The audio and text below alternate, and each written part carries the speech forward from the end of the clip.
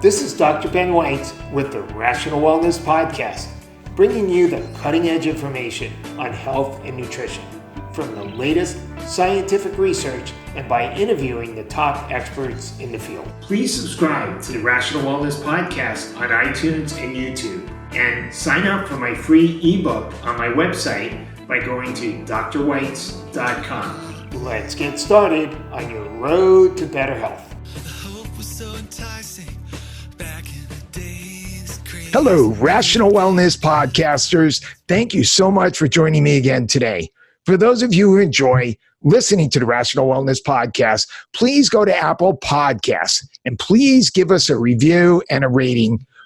That way more people will find out about the Rational Wellness Podcast. Also, you can see a video version on my YouTube page. And if you go to my webpage, drweitz.com, you can find complete transcripts and detailed show notes. Our topic for today is small intestinal bacterial overgrowth and irritable bowel syndrome. How best to understand these, what are some of the latest diagnostic methods, and gain some insights into an integrative approach to treating these. This is the second interview with our special guest, the queen of SIBO, Dr. Allison Siebecker, in a few months. I'm regarding this as part two, and I'm mostly going to ask questions which we did not get to in part one, which is Rational Wellness episode 110. Please check that out.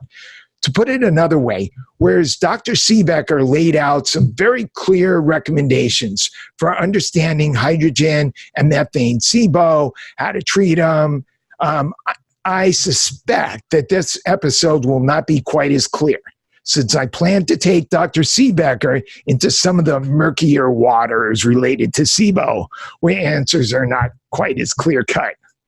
Dr. Allison Siebecker is a naturopathic doctor and acupuncturist, and she's very passionate about education, and she has a wonderful new program for educating practitioners about treating patients with IBS and SIBO.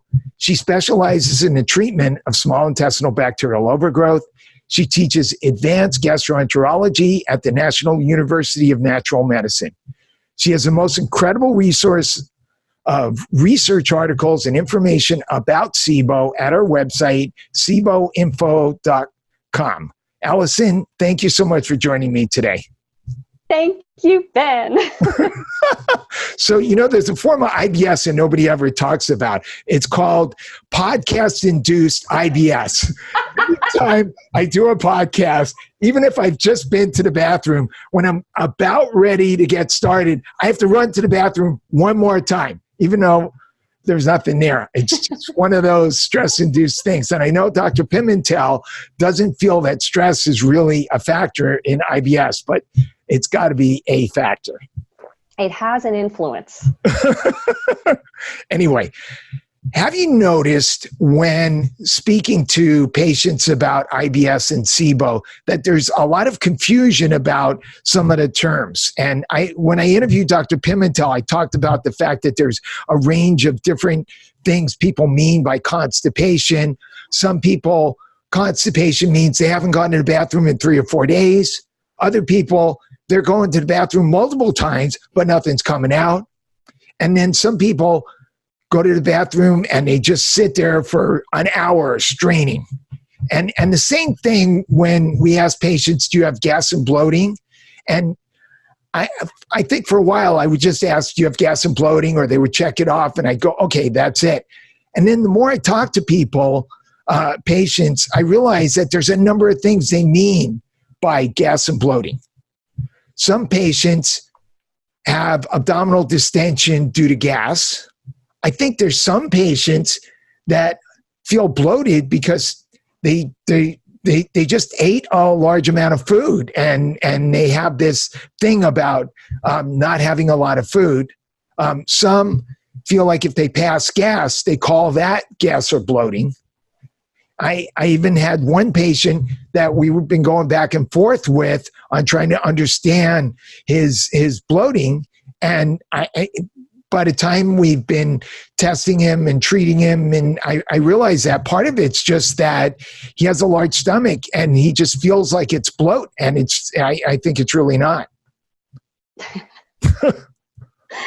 So you just told me a little bit about this and these stories right before we started. And I was like, oh my God, this is so fabulous, because I agree completely with the importance of making sure we understand what patients mean, that we're on the same page with how we're using the words of the symptoms. And I have a whole section on this in my pro course, which is, so shameless promotion here. It's starting September 28th. And I invite everyone to join me, 20-hour, and there's a continuing education. So let's just go through some of these symptoms. So for constipation. Hey, Allison, your volume's kind of going in and out a little bit. I think if you lean forwards a little bit. It's better if I lean. Yeah, right there. Yeah. Why don't I'll just hold my microphone. Oh, okay. You know what?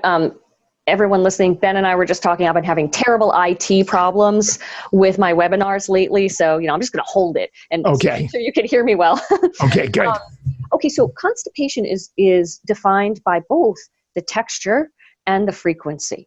So when we talk to patients, we have to clarify it. And also the easiest thing to do is to ask patients, what do you mean? Tell me more. Just start with that. And then you can start in with your clarifying questions. So, so the texture has to do, like texture and amount, that has to do with whether it's loose, that would be more like diarrhea, or whether it's formed, that's normal, or whether it's in these little balls or pellets. So some people say rabbit pellets or balls or things like that.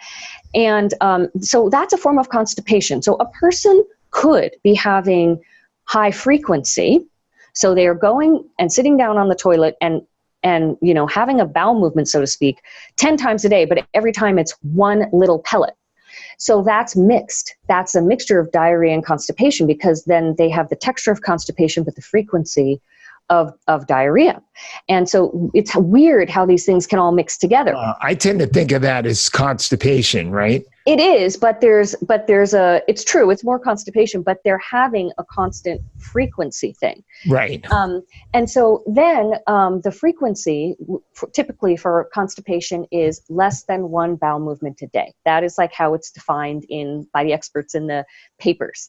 Now, if we go over to diarrhea, and I'll come back to constipation in a minute, but if we go over to diarrhea, the texture there would be loose or watery, and the frequency would be more than 3 times a day. So the normal range would be 1 to 3.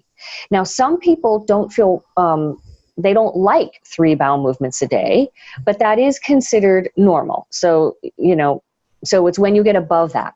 So the other thing has to do with the sensation. So the urgency and the straining. So another way to define constipation would be, are they straining? And again, this is where we get into those odd little mixed pictures, because a person might have loose texture, but maybe they only go once a day, and they sit on the toilet and strain and strain and strain, and then out comes a whole bunch of water. What is that? That's probably constipation with fecal loading, but it's still considered mixed. Like, the reason they came up with this terminology for mixed is because this is new, is to include these types of circumstances, because previously what we had was alternating. So it was IBS A or SIBO A for alternating. And that's when you have some amount of days of constipation and then some amount of days of diarrhea, or sometimes it's weeks, some cycle. But these mixed patterns are not that. It's odd, joinings of texture, frequency, and then strain or urgency. And one last thing is, the Bristol stool chart, I have it here on my pencil holder. Only you would have the Bristol stool chart on your pencil holder. I also have it on a mug, but I'm not drinking it today. So, I just keep it here because then I can look at it, because, I don't really have it memorized. Like, all these cool gastroenterology people, they're like, are you a type 1 or are you a type 2? I don't actually have it memorized. So type 1 is the balls, the constipation. Type 4 is, 3 and really 4 is normal. And then up to 7 is the watery. So you can just keep that handy, and then, just to remind yourself. So that's basically the thing with diarrhea and constipation, and sorting out the mixed, I think, is the thing. It doesn't matter what you really call it or consider it. It matters that you and the patient are on the same page with what they're calling what, because I've had patients who have like very frequent watery stools, but they strain before going and they call themselves constipated. So, so like five watery stools a day of big volume, and they call themselves constipated because they strain beforehand. So this is what we have to, it's like, okay, so sure, just so long as you know what they're talking about. So now for the bloating, technically there's two terms here, distension and bloating. And technically distension is when the abdomen swells out with gas, and bloating is technically the sensation or feeling of bloating, basically of the abdomen swelling out. Like you get a feeling that your abdomen is swelling, but it may or may not be. So I definitely have patients who have the feeling that it swells out and it never does. It physically does not swell out. And they're terribly bothered by this. In fact, I think honestly, the feeling, so this would relate to visceral hypersensitivity. The feeling is probably more bothersome because that's a level of pain and discomfort, and it's very aggravating. Although the physical distension is also very aggravating because then sometimes throughout the day people have to change their pants. Like I used to have to do that because I have SIBO. When it wasn't well treated and controlled, I would have to I would buy these like bands that go around the belly that pregnant women will wear so that they can open the buttons of their pants and put the band around and still keep their pants up, and so and so then I'd like bring that to me to work, and then in the middle of the day with the swelling I'd have to do that. It was terrible, so the other things that we could like differential diagnosis with it would be edema. So particularly for women with menstrual cycle changes, many women will retain water around their abdomen.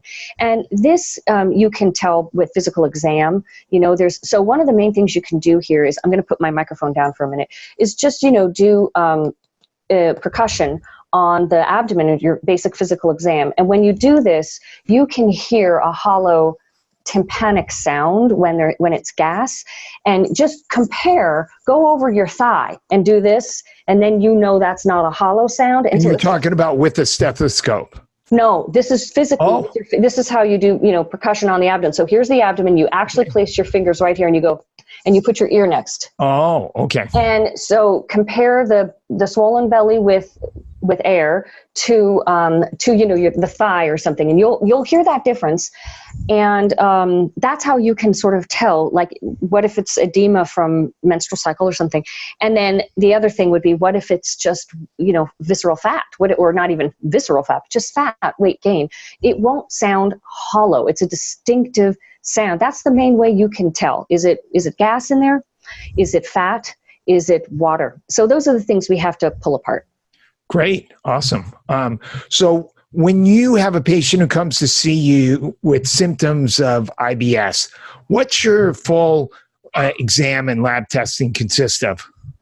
Well, for me, it's different because I'm a SIBO specialist. That's all I do is treat SIBO. My neighbor's dog is starting to bark at squirrels. Should I close the window? Is it annoying? Yeah, you better close it. I'm going to close the window, you guys. Okay. His name is Bandit, by the way. You'll probably hear my neighbor screaming at him. Bad Bandit.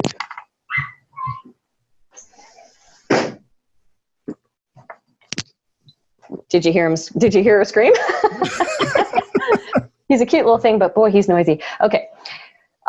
So for me, it's different because I don't really have the opportunity to start from the beginning and do like a workup.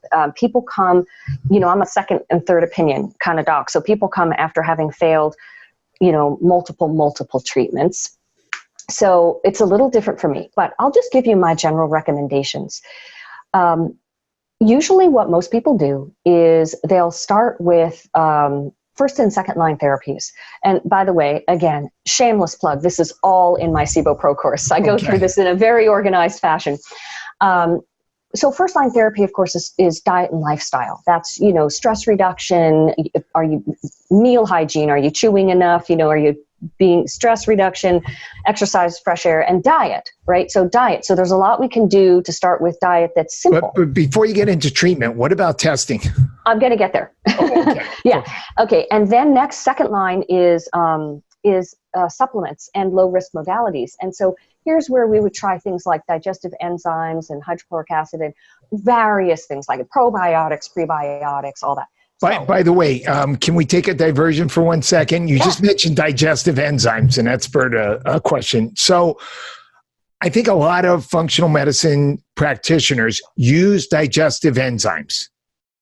And yet, I remember asking Dr. Pimentel about that, and he thought it didn't really seem to make sense because there's very few patients who have pancreatic insufficiency.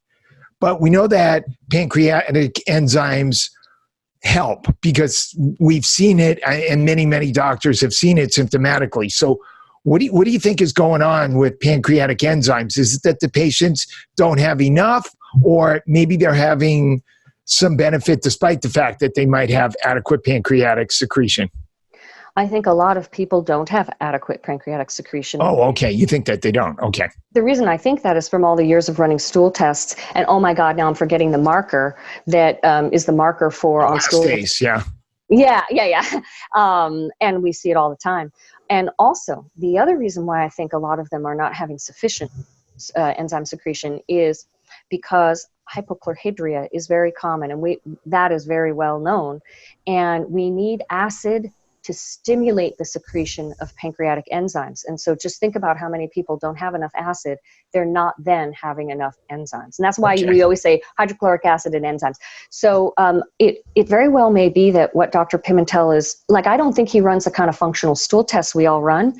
Right. And so he's not seeing sure he doesn't, yeah. the elastase. And he might be referring to maybe a more narrow window of what pancreatic insufficiency is, more like a full-blown disease. Right. Sort of the functional pre. And then the last thing would be, it's just a matter of who even cares. It's just a matter of, are they helping or are they not? Right. And I find many people are helped and many people aren't helped. It's, so this tails right back into what I was saying. What most practitioners tend to do when someone comes in with IBS is they try first and second line therapies first before testing. They just do very simple measures before even, racking up costs and tests to just see if they can make corrections. Are you chewing your food? Let's put you on organic and let's have you not drink 10 Cokes a day. You know what I'm saying here? And then if you're moving more forward, let's try some enzymes. Let's try some probiotics, whatever. And a lot of people get handled this way. So then it's for when those first and second line therapies fail. And here I'm just describing what most practitioners wind up doing, you don't have to do it this way, but this is just honestly how it seems to go for most people. Then if those things fail, you move on to testing. So now testing, what I think makes a lot of sense is if someone has IBS symptoms is to run a SIBO breath test, because 60 to 70% of IBS is SIBO, caused by SIBO. So that's very reasonable. And do you always do lactulose, or do you sometimes do glucose, or do you ever do both? Let me answer that in a sec. Okay. and then stool testing. So I think if you just at least do those, and also screening blood work, which I can tell you some of the things I think are good to look for. But if you just do those, you're checking for so many things. So let me just answer your question now.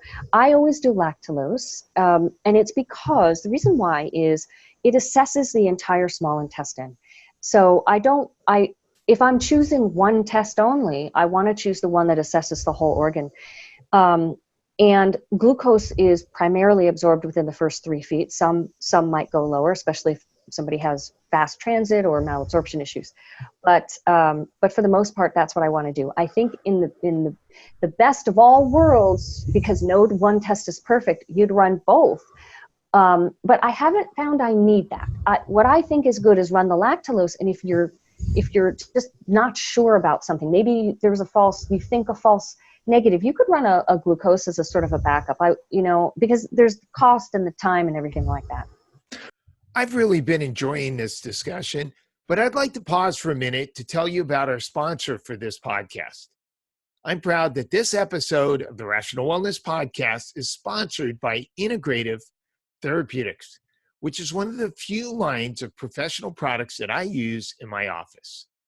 Integrative Therapeutics is a top-tier manufacturer of clinician-designed cutting-edge nutritional products with therapeutic dosages of scientifically proven ingredients to help our patients prevent chronic diseases and feel better naturally. Integrative Therapeutics is also the founding sponsor of TAP Integrative.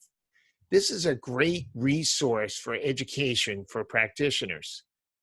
I'm a subscriber to TAP Integrative. There's videos, there's lots of great information constantly being updated and improved upon by Dr. Lee Salschuler, who runs it. One of the things I really enjoy about TAP Integrative is that it includes a service that provides you with full copies of journal articles, and it's included in the yearly annual fee. And if you use the discount code WEITZ, WEITZ, you'll be able to subscribe for only $99 for the year. And now, back to our discussion. By the way, I'm assuming you do the 3-hour test. That's what everybody seems to be doing. Oh God, yeah. I mean, it's absolutely, for me, essential because it helps so much with your methane diagnosis and figuring out what you're going to do for treatment. It really makes a difference. And well, can you explain why that is? Because anything past 90 minutes, we ignore, right? Because that means it's in the colon. God, no. No. If there's a spike at 120 minutes, you don't consider that positive for SIBO. Yes, let's talk about this. And then the second reason why we need the lactulose is to diagnose hydrogen sulfide. Now, Pimentel is coming out with a new test, but it's not out yet. Oh, yeah. He's been saying that for a while. I know. And also, so you have to see the 3rd hour. So we can go through that. And also, even when that test comes out, it's going to be offered by one lab. So it's going to be years before people have that machinery and technology. So we're still going to need to do 3 hours and look at that. So let me go back to the methane. Okay. So the diagnosis for methane is not just in the first 2 hours. It hasn't been for years and years. So I think it was the second SIBO symposium that I put on in 2015. Dr. Pimentel said he uses a methane of 3, right, and the whole 3 hours of the test. And so since 2015, that's been out there, and that's what all of us have been doing. All of us, meaning all of us who put on the SIBO symposiums, my colleagues who had the SIBO Center and all that. And absolutely, that is what I would recommend. Now, I have to say, I hardly ever see a case where it's positive after, like in the 3 hour mark, after the 2 hour mark. So after 120 minutes only. But occasionally, where you tend to see that is when you're doing retests. And now you see proximal clearing, and then you see some left down there, and then you still work on that because you're doing your retest. But let me tell you what the actual diagnosis levels are. So 3 and above. So basically, it was 12 and above was SIBO, right, for years. But then when Dr. Pimentel said he uses 3, what we wound up doing was using 3 to 11 with constipation would be positive. Because basically what the lower level is indicating. Now that's more liberal than the North American I'll get there. consensus. Okay. I'll get there. Hold on. Because basically what the lower level is showing is methanogen overgrowth and constipation, not necessarily SIBO. So that's why we wanted to. Wait. I'll get there. Just let me And by the way, I have this laid out beautifully in all my slides in the Pro course in a lovely organized fashion. So then what happened was they all convened and they voted to the experts to bring it from 12 down to 10, and Pimentel tried to get them to bring it to 3, but they didn't feel there was enough evidence, so they brought it to 10, and that's very, very good. In my clinical experience, I knew 12 was too high. I think 10 is too high. I'm absolutely sure about 8. I'm absolutely sure about that from all the tests and symptoms have correlated. I'm not absolutely sure about 3. So now it's the same thing I described, except it's to 10. Okay, now amongst all this discussion, what has come out is methane is now being thought of as a different disorder. and not actually SIBO. And that what they're figuring out is the methane could be in the small intestine. The methanogens producing the methane could be in the small intestine. Okay, then it'd be SIBO. If they could be in the large intestine only, then it's not SIBO. Or they could be in both the small and the large intestine. When Dr. Pimentel did culture studies, he found lots of methanogens in the small intestine. It's just that they might not be in a certain case. And so this is why we need the whole 3 hours of the test. You cannot go by just 90 minutes, absolutely not. And I don't even use 90 minutes, I use 120, although we can talk about that. So that's the thing. Now, does it matter that we're distinguishing SIBO versus if they're in the small intestine or not? Well, one way you can kind of distinguish that is if you actually see the rise of the gas in the small intestine time, and then it coming back down, and maybe even another peak, like a classic double peak. And honestly, I see that a lot. So I know that people are having their methanogens in their small intestine. But the key thing here is that it doesn't matter whether they're in the small or large intestine or both. The treatment is the same. It's just that the concept of it is changing, and I think it's good. It's like they don't want to call it SIBO anymore because first of all, they're not bacteria, they're archaea, so the B doesn't fit, right? And then they might not be in the small intestine, and also they want to change the name overgrowth, because that means something different to the gastroenterologist. It actually means small intestine only. It doesn't mean that to any other discipline out there. So it kind of irritates me. How come they get to make a name that just works for them, but for the largest amount of people? I think it should be methanogen overgrowth. But I like... Right. By the way, there's also methanogens in the mouth in some patients. And I think in other places actually as well. There are normal commensal bacteria in certain populations. But so what I think is good about this is that we've always known that it's very hard to treat and that it needs different treatment. And then well, that's because they're archaea. They're not bacteria. So certain antibiotics are not going to work on archaea. We have to find the ones that do. And, also the main underlying cause is probably different. The main underlying cause for diarrhea and mixed type is food poisoning, not necessarily for methane. So go ahead. I've talked enough. Okay, yeah, because of that blood test that Dr. Pimentel developed that measures the antibodies. Do you order that test frequently? I used to. I'm on hiatus right now. I was doing some of these projects. But I did it all the time, and the way I used it. Oh, I should have mentioned that would have been. That's also an excellent test to consider right up front. So breath, stool, screening blood work, and the IBS blood test. So IBS Smart. Because it can tell you so much right away. But the way I used it was to investigate underlying cause of SIBO, so that I would know, did somebody get it from food poisoning? And what that did for me was a couple things. First, it would be that I know that their migrating motor complex is deficient, because that is an indirect test for that, if it's positive. So then I know their physiologic underlying cause. And then I know that prokinetics are absolutely essential part of treatment. And while I probably already knew that, then we could get into patient compliance. And so when they have that test, and then they know they need to keep taking their prokinetic and not stop it, and they're convinced why they need it.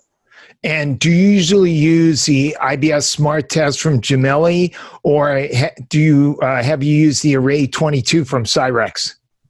Well, that one's not been validated the way that that Dr. Pimentel's has. He spent years and years validating. So I want to use the one that I know for sure is validated. However, what I like about the Array, the Cyrax one, is that it has some markers that's what Cyrax always does, right? They always have alternate markers. Right. The original test, like for celiac with TTG, they have 2 and 6.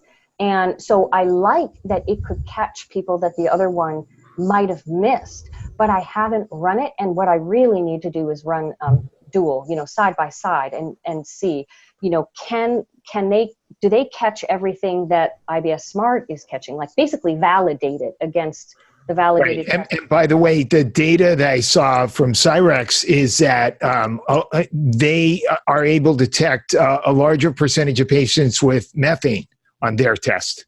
That's interesting. Yeah, so I think at this point, I wouldn't feel comfortable. This is just me. And by the way, I love Cyrax and I love the Dr. Bajani who created it. But Right. I'm just talking as a practicing practitioner here. I would use IBS Smart, and then I would run Cyrax secondarily if a patient can afford that and start checking the validation. Right. Just since we're on testing, one more question. Do you ever do organic acid urine testing? Yes, I used to do a lot of that. And that is another test that a person could consider running. But I'm not sure I'd do it all at once in the very beginning. You know, I think your small intestine checked and your large intestine and your screening blood work, and take it from there, you know. Because I think one of the other things is one would hope that the stool test would show if there were parasites and yeast, because that's such a big differential. Right. Yeah, and that's one of the things we get out of urine testing is evidence for candida or fungal overgrowth. But not the parasites, you know? So it's like, that's why at least if you do stool, you're getting kind of both. Right. So. Yeah, the stool test, you get some other stuff too, like you were talking about the enzymes. You can see if there's fat in their stool, which means they're not breaking down fat, and maybe have bile insufficiency. And both of those are markers of SIBO, actually. That SIBO could be causing. They could be caused by other things too. But now, I know I didn't, inflammation as well. Yeah. Okay. I didn't explain the hydrogen sulfide and the testing, but basically you just need to see the whole 3 hours for your methane. It's essential. And not only that, but what if the methane in the beginning is like 3, 8, 10, and then towards the end, it's, you know, in the third hour, it's, you know, 155. It utterly changes your treatment protocol. Utterly. So you might choose a whole different treatment based on that. What if you have a patient, they're very symptomatic, you'd swear they have SIBO, you run the breath test, everything seems to be normal, and then right at 120 minutes shoots up? Do you ever say, you know, I know technically it's not elevated by 90 minutes, but I know this patient has SIBO?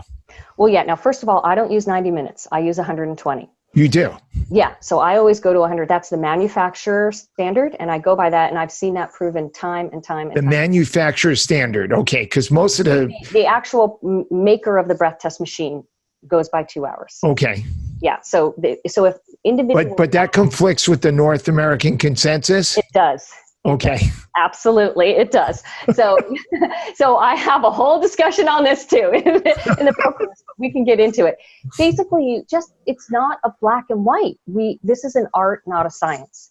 And I've seen so many times where now this is a judgment call. If you're going to go between 90 minutes and 120, because of the breath test consensus. Before that, it really wasn't. It was really 2 hours. But now I'll call it a judgment call. I will say most often patients are positive by 90 minutes. Most often they are. So it's going to be more rare cases where you have to think about it, you know. And now, but your question was nothing goes up until after, right? Until right at 120. Right at 120. You know, it starts going up a little bit at 90 and then bam. Yeah, this is often SIBO, often. And so it's a judgment call. Now, one thing you'd want to think about here is this a constipation patient? Because they probably have slower transit and the lactulose didn't move through as fast. So this would be, you know, and you'd have to think about it. You'd take into account the history and the symptoms and the whole picture. So that's the art, right? Right, exactly. And the differential, you know, like, well, I mean, maybe are there other things positive? Maybe you treat those first. By the way, you mentioned motility there, and I wanted to try to get clarification. Is there a difference between the migrating, the neurological and specific structural mechanisms involved in the cleansing waves that occur that we refer to the migrating motor complex, and the peristaltic activity that happens when you eat food? They both involve this rhythmic contraction of the intestines. They both involve increased secretion of hydrochloric acid, bile, digestive enzymes. I remember asking Dr. Pimentel when he came to our functional medicine meeting, and he said basically they were the same thing, except one happens when you're eating and one happens when you're not eating. Wow. Okay, so I don't really know the answer, but I think the interesting thing for me would be like how involved are the ICCs, the interstitial cells of Cajal, in food peristalsis? Is it the same? Is it the same exact mechanism? It sounds like Dr. Pimentel is saying it is. And what's the other thing is like, what's the rhythmic pattern? Because the rhythmic pattern is very different. You know, we've got phase 1, 2, 3, sometimes 4 with migrating motor complex, and I don't think it's like that at all for peristalsis. The other thing is we have Right. And by the way, that's one of the reasons why if patients are taking motility agents, especially nutritional ones, I assume for the prescription ones as well, we want them to take those like at night or in between meals and not during a meal. Absolutely, because it's during fasting. Such Right. a good point. Yeah. I was just going to say, like with peristalsis, there's sort of these two aspects. One is this like segmentation thing where it's like it's basically mixing and churning the food so that it gets presented to the walls where all the enzymes are and everything, and then it moves down, but it only moves down like this, like a couple inches. So I don't know the actual physiology. It's a great question. Hey, one more question. We were talking about the methane. This is funny. We were talking before. Are we going to have anything else to talk about in this? Forever. We have so much. Is Dr. Pimentel was speculating that maybe one of the reasons why methane is so hard to treat is because the archaea are sort of down in the mucosal layer and harder for like the antibiotics or antimicrobials to reach them. Right. So this brings up the whole antibiofilm issue, right? Right. We know methanogens make biofilms. Of course, we know that. I think where I've seen the best effect is with antibiofilms that actually use a bismuth. I don't know if you know the work of Dr. Paul Anderson. Have you heard him talk about this? I've heard of him. I heard you talk about bismuth on the interview with Ruscio about the hydrogen sulfide. And I know that bismuth is part of the protocol for H. pylori, the triple antibiotic thing. Right. Well, by the way, what is bismuth? What a good question. Heavy metal, basically? I don't know. Right. I mean, you know, are we going to have bismuth toxicity in your brain? Good question. I did look up safety studies before I ever started, prescribing it. And there's good safety data for the dose ranges we use and the time period we use. But still, it's a thought.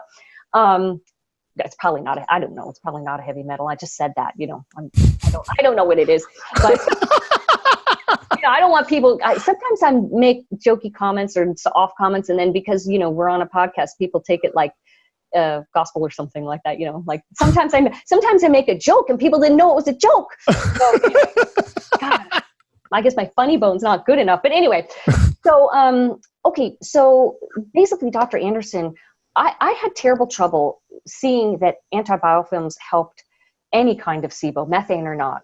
I tried it for years. And so I talked to him about it, and he basically suggested that maybe the standard products that we use aren't good enough. They're not strong enough. And those are like basically digestive enzymes and NAC and EDTA.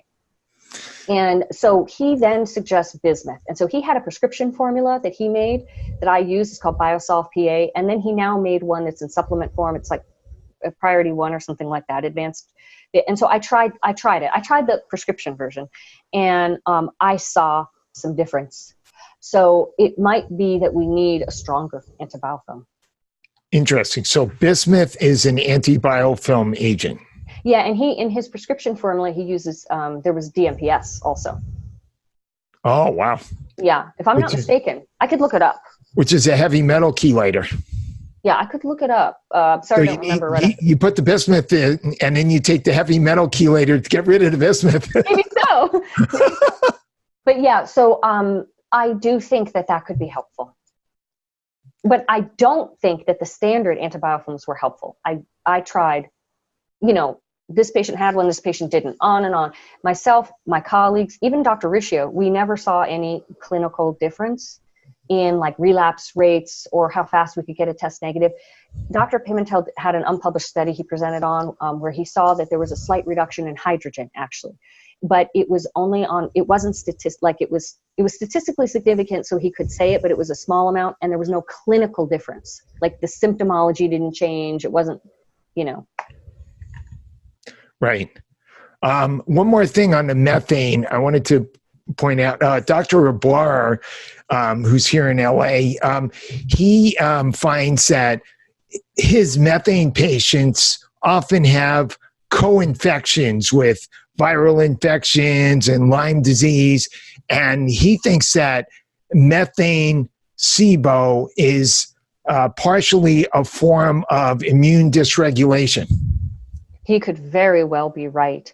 You know, I was just telling you this, that he presented in the spring on his thoughts of why methane's hard and basically what are the underlying causes of methane.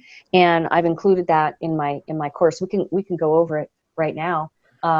He says Lyme and TMA and TMAO metabolism, which is new to me, and mycotoxins, so mold and mycotoxin exposure, general immune dysregulation, high glyphosate, Paneth cells, he's quite interested in that, and parasites. And I have several colleagues who believe that parasites are probably one of the first places you should look when somebody has methane, especially if it's hard to treat. Not all methane is hard to treat. Some people you give a round or two and it resolves. But when it gets troublesome, I think that the two things that I've heard the most from my colleagues speculating on underlying causes with methane are Lyme and parasites. It's interesting that we describe methanogens as this other thing. Normally, anything we see in the gut that's not a bacteria or a virus, we call a parasite. So technically, methanogens could be described as a parasite. Well, they have their whole own classification as archaea, you know, so Okay. when you look at that, is it phylums? I don't remember those, but when you look, you know, even if you're in museums and you look on their wall displays, it's like bacteria, archaea, and one other grouping. Oh, okay. They have their special own classification. Right. Well, I know that Dr. Rabar told me that when he gets a case of methane SIBO, before he does any other treatments, he might start with supporting the immune system and, you know, using like a IgG type of formulation. And I heard Ruscio talking about using IgG, and that seems to be getting more attention now, including the non-dairy, that one non-dairy product that's available out there. I absolutely love this idea. I myself have gotten into it again. You know, I heard about it years ago from Dr. Weinstock. He was having excellent, he's published, he had great cases resolved, particularly when diarrhea was really hard to treat. And so it's the serum bovine immunoglobulins. And actually, everybody who offers it, no matter what brand it is, it's a patented formula. So it's all the same actual formula. It's called Immunolin. Immunolin is the item. Oh, okay. Various people put it in their own label and put it in powder. But I'm really pleased with it. I'm loving it for myself, and it's helped me. It has so many benefits, leaky gut, and I have genetic high cholesterol, and it actually has helped to reduce that. Wow, interesting. And there's actually a study on it, reducing cholesterol. So, you know, it's been very hard to budge because it's genetic, you know. So what particular marker did you see change? Was it your LDLP or your LDL particle? Did particle size change? And what about LP little a? It was LDL and total because of that. And I can't remember if I had the band size on my recent tests. I don't remember that. Okay. But yeah, my type is type 2A, so I have always high HDL, so I always have that. But you know, LDL was high, and something else was high. I can't remember. I'm sorry right now. But anyway, it's wonderful. So I love that idea. And for people who and by the way, this is kind of like the newest version of Colostrum, which functional medicine practitioners have been using for many years for digestive disorders. This is just what I was going to say for people. See, this is how great minds think alike. Every time you ask a question, I'm like, I was just going there. Like we are. Well, you know what the saying is, great minds think alike, and so do ours. Anyway, yeah, so for people who can't have, who are vegetarian, there's Colostrum, and there's actually one brand that has the equal amount of the IgG in its colostrum. Not all brands do, and that's New Medica. It's called like PRP, I can't remember the whole thing, but it's by New Medica, and it basically has a lot of IgG in their colostrum. So, I have to say, I used colostrum for years in my patients, years and years, because it was kind of my number one leaky gut treatment, because it has epithelial growth factors in it. And I have to say, I don't think the results were as good as IgG, direct IgG, which is really actually surprising to me, because, IgG is like purified out, but I would have thought the whole colostrum, it has so many things. But it could be at the same time, maybe it was helping, the dairy was creating irritation to the gut. Could be. Absolutely. Good thought. Now, you mentioned TMAO levels, and TMAO is the latest marker for cardiovascular disease risk. Dr. Stanley Hazen from Cleveland Heart Labs developed this, and he's testing it in the serum. And TMAO levels are, TMAO is, it is contained in fish, but mostly it's produced in the gut.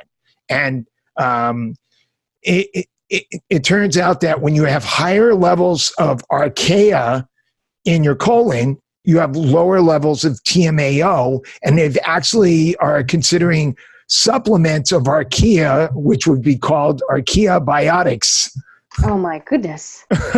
As a consideration for this. But I'm very dubious of this TMAO thing, because if this hypothesis is right, I know this Stanley Hazen has a bunch of data on it, but it would mean that eating fish increases your risk for heart disease, as well as consuming choline and L-carnitine. And there's so much data that those are so beneficial. But I think that one of the things that's happened is, there are there's politics in nutrition like there is in everything. And, we've got people who are trying to promote a certain way of eating as the way. And so this is another tool in the arm of those promoting a plant-based way of eating. And so you hear that a lot.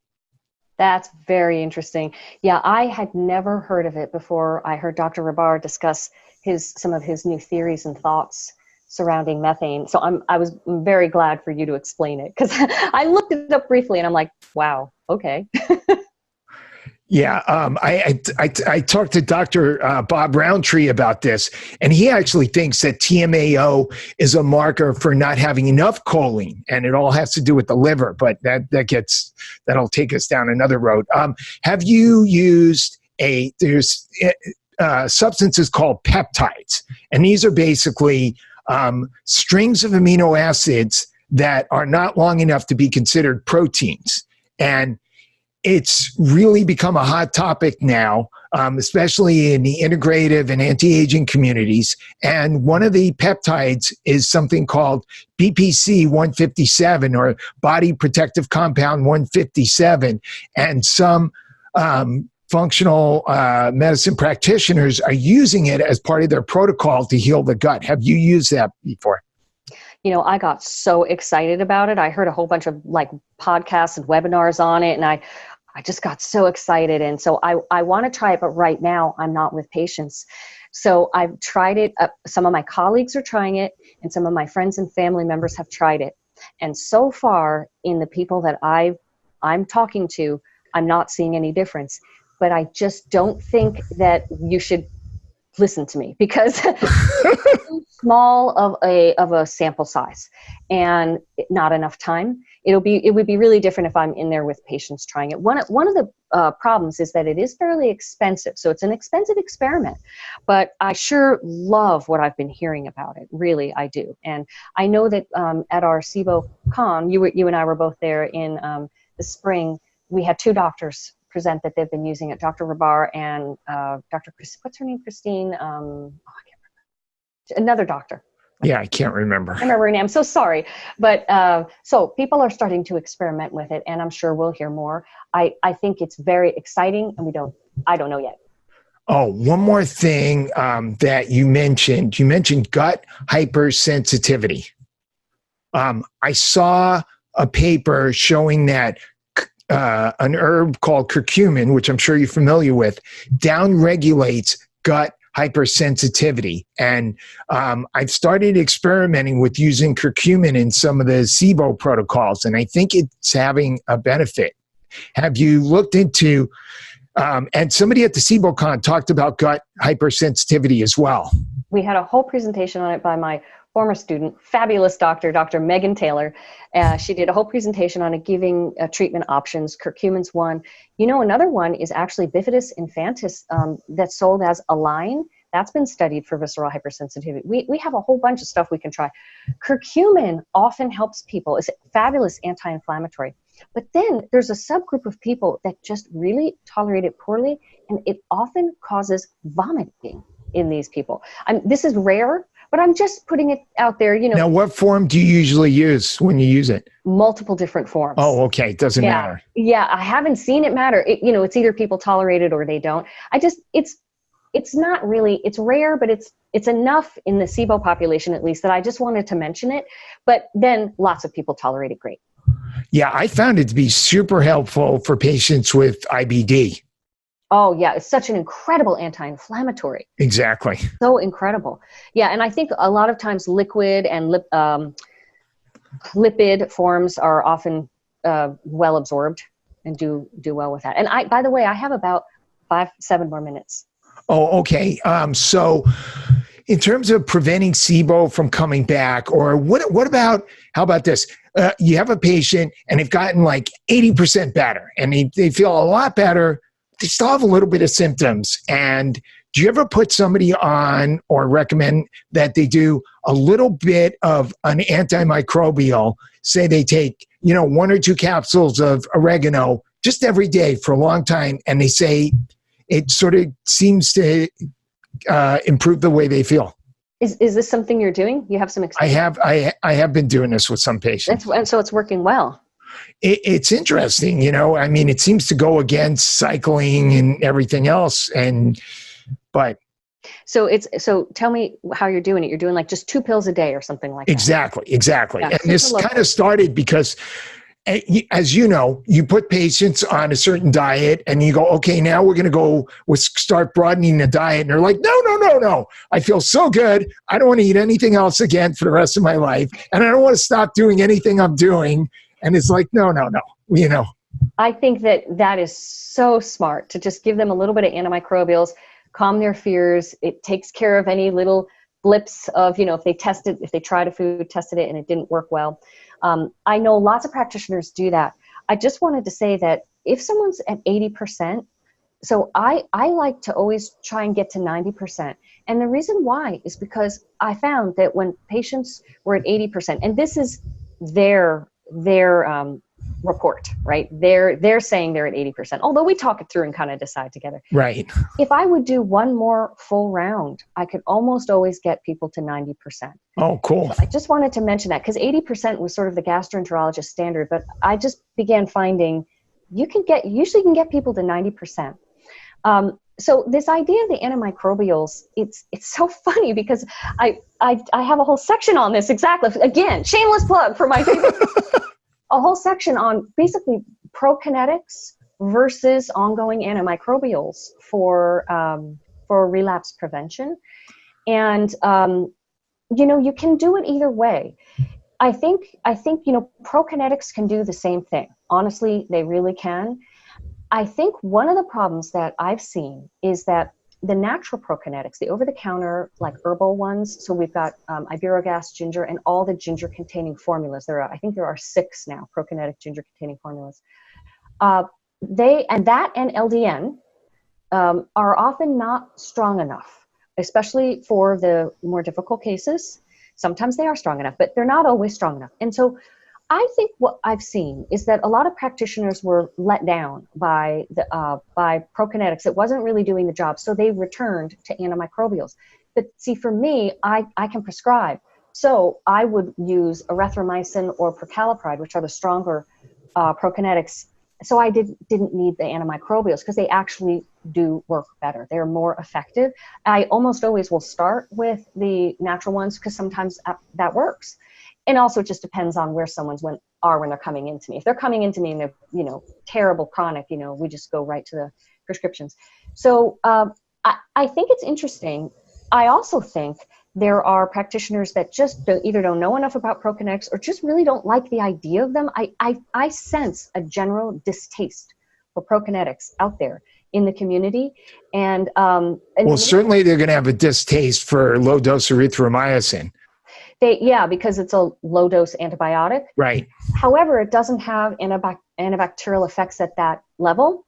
So, but there's also a lot of patients will tell you, oh, I took antibiotics and ever since then I've had problems and so they don't. So they're afraid of it, of course. Just like then they're afraid to use rifaximin, even though it's like so beneficial and, isn't like a normal antibiotic. We have to educate our patients, of course.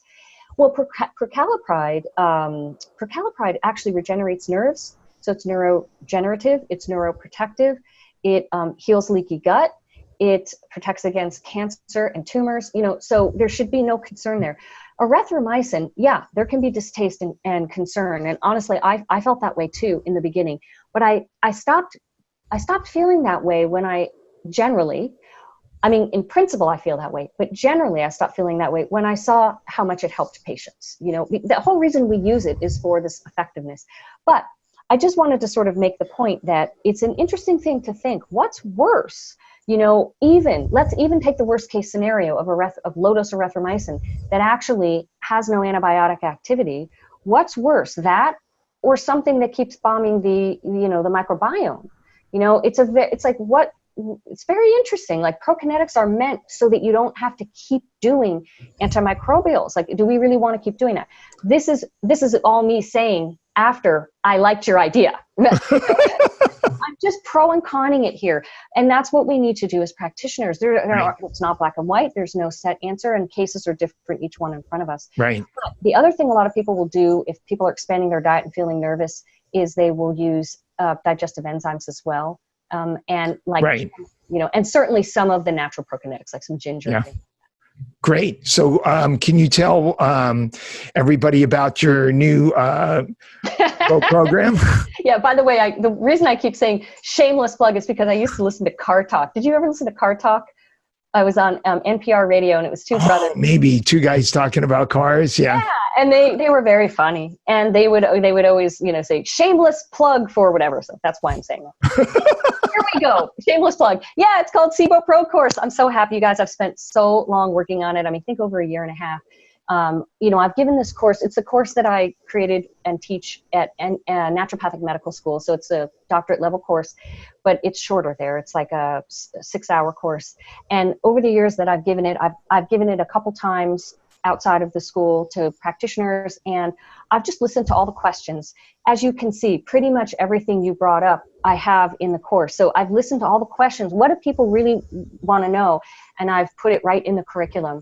And I'm very organized. That's just my thing. I think, good learning is when everything's very organized. So I present it in a hopefully a flow that helps a person understand and retain the material. And so anyway, you can go to, you'll have a link here, right? Yes. SIBO Pro course. And I've got 2 versions of it, a self-study, just in case you just want to have it on your own, do it on your own schedule. And then I'm running it kind of like a college quarter where it's over 8 weeks. And I've paced out what the schedule, about 2.5 hours per week that you would watch. It's optional. You can do it how you want, but I'm giving you a schedule, and then we'll meet for office hours. And on that version, I've included like learning enhancements, like optional quizzes and study guides that you can use as you're watching through, just all to help learning. Cool. That's great. So I hope everyone will join me. It's just a wonderful course. I think I did a good job. When does it start? Oh yeah, that's important. It starts September 28th. It opens September 28th. Okay, cool. Okay, awesome. Thank you, Allison. Oh, you are so welcome. It's so fun talking with you, Ben.